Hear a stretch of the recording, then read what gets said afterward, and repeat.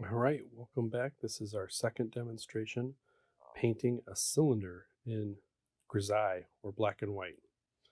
So just like with the sphere, I'm going to use the paintbrush, turn it to the 90-degree angle, the side. This is a filbert brush, and that way I can draw and have a thinner line. And now I'm going to try and establish again, where's the light, where's the shadow.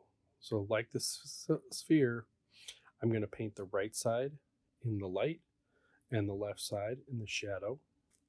And what we'll do during this demonstration is talk about what's the difference between a sphere and how light hits a sphere versus what does it look like on a cylinder.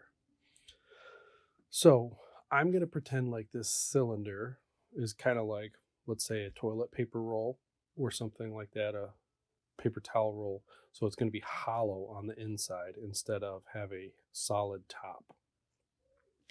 So on the outside, I have light on the right, shadow on the left, and on the inside, it's going to be opposite because that inside is open and it faces the light. Right here, I'm going to just kind of quickly add in a shadow being cast from that shadow edge back and in. And I'm grabbing like little bits of darker paint to establish a core shadow here on the right side, a darker area where the light is reflecting away from me. Also making the inside of the cylinder darker and then making the shadow darker. It's going to be important to kind of maybe fix up the background and make it kind of match what we have.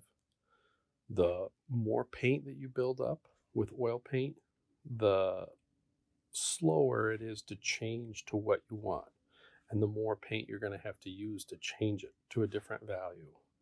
So we want to keep it thin, just like last time at the beginning, doing a lot of scrubbing of the paint to kind of add it into the different areas.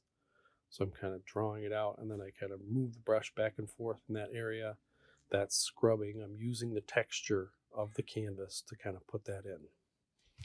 These highlight spots are trying to remind me where is the light going to hit most directly.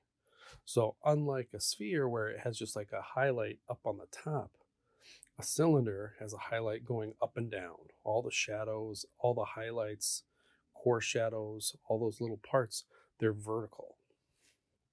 So that's what I'm trying to do is establish those.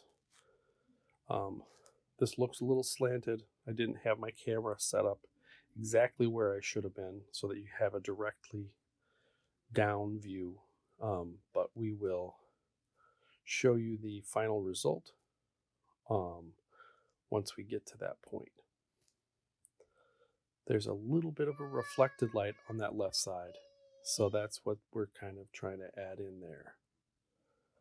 I'm going to keep building this up, maybe reestablish that highlight one more time, and then I'm going to smooth out a lot of that. I'm making brush strokes going across the cylinder and then up and down to blend them and to get nice, even, say there's a cross, then up and down to blend, make a nice, even tone as it moves across.